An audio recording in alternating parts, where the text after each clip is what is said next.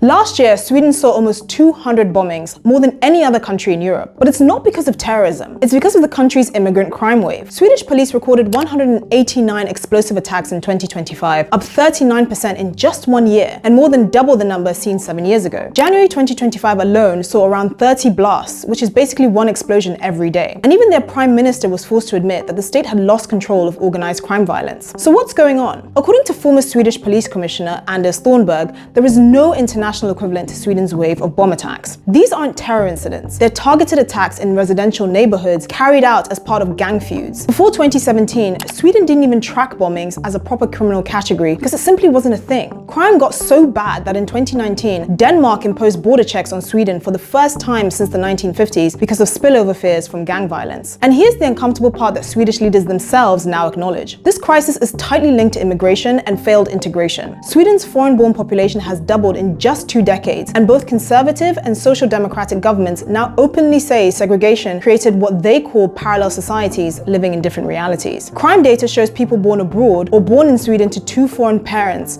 are massively overrepresented among suspects in serious violent crime. In Stockholm, one investigation found 41% of gang criminals were foreign-born and 82% had 2 foreign-born parents, many from countries like Afghanistan, Somalia, Iraq, and across North Africa and the Middle East. And gangs are exploiting the unemployment and social exclusion concentrated in those same communities. Police Chief Petra Lund says gangs are now recruiting kids as young as 12 through apps like Telegram, hiring them for bombings and murders as if they're gig jobs, often directed by gang leaders operating safely from abroad. Some of the groups have become so powerful that even the US Treasury sanctioned them, warning that they routinely use teenagers for attacks and operate across Europe. Sweden built a generous, open society, but it took in more people than it could realistically integrate, and gangs filled the gap. Now the whole country is living with the consequences.